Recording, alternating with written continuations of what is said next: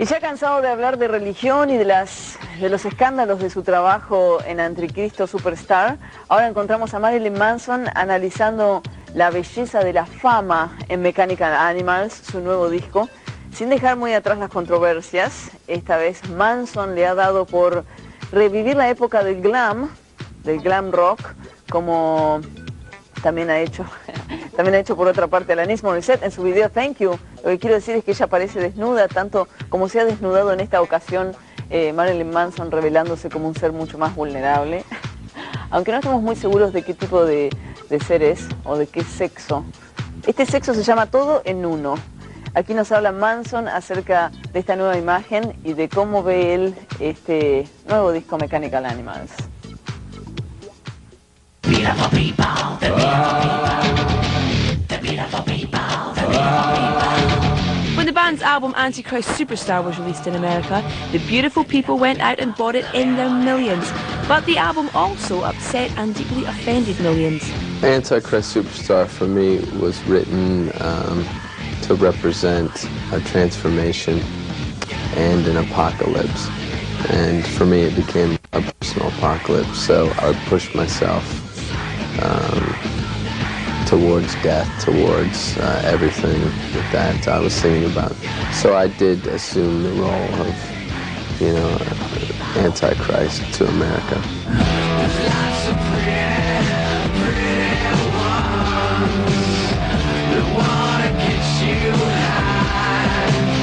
Marilyn's also been transformed for the band's new album, Mechanical Animals. It's still aimed at the beautiful people, but this time it looks at the aspects of fame and all that is Hollywood. The album kind of examines my role in, now that I had put myself in the position of a superstar, and how that changes you, and how once you begin to finally feel things for the first time, how overwhelming it can all be. So from this record, I kind of come from a more vulnerable point of view, almost childlike or alien. I wasn't looking to piss people off so much with this video, as much as show them the way I feel, and my imagery kind of represents the way I feel on this record. For me, the image that I used kind of represents being naked to the world, being fragile, being sexless, and being an image of wonder that people don't necessarily understand.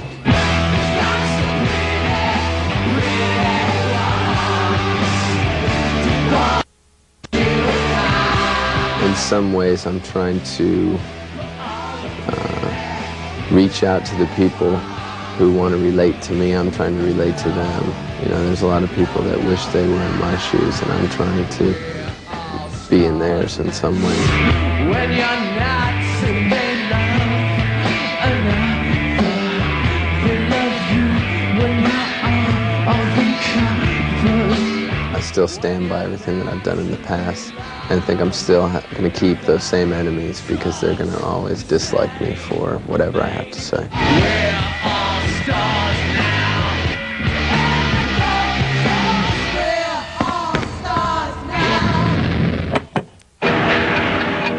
Ya hablando de Hora Prima con Marilyn Manson, los voy a dejar con uno de los comentarios más nuevos, más frescos que tenemos del señor Manson cuando se presentó en MTV en Estados Unidos frente a algunos de sus críticos y de sus fans para conversar acerca de este nuevo disco y también de los nuevos simbolismos. Como verán, aunque tenga nuevo color de pelo, nuevo color de ojos, nuevos zapatos de plataforma, sigue siendo el mismo señor Marilyn Manson. Aquí va.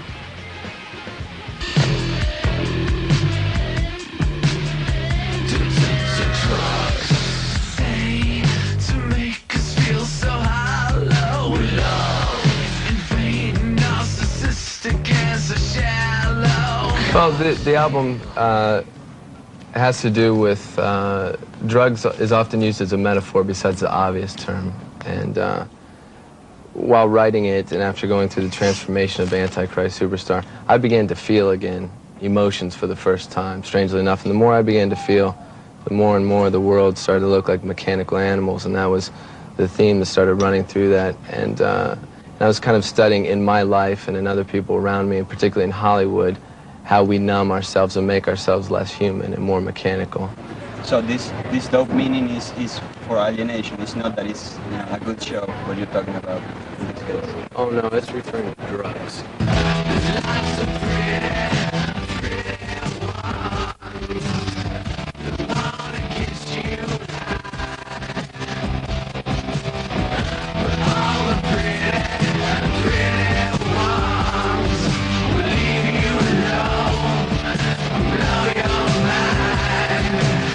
I think it's been the music industry, along with conservative America, that has followed the era of grunge music and made rock and roll less and less relevant.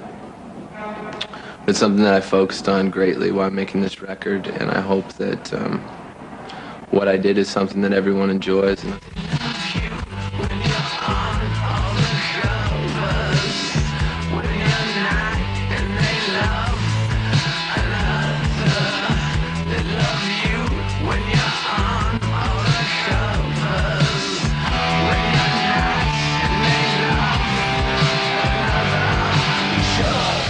It's a lot harder than I thought it was going to be. You know, I set out to be something superhuman, something, the greatest thing I could be with Antichrist Superstar, and what I didn't figure into that was vulnerability was a part of it, and that was something that I was not acknowledging. You know, I didn't want to feel. Now that I am, I'm sure everybody's been through it, you know. I mean, it's what life is, and it's crazy. People love you now. It's like a rebirth. It's like being an infant. Everything's bright. Everything's very painful, and so in some ways I've gotten back my innocence that I was looking for. You know.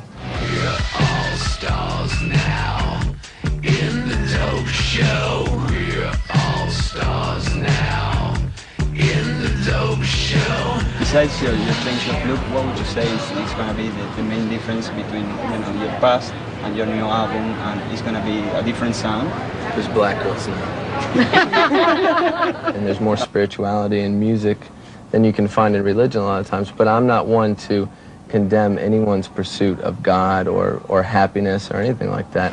I just think that we're raised to feel very guilty for being ourselves, and that's a large part of what Christianity stands for. But I think there's great and valuable things in the Bible.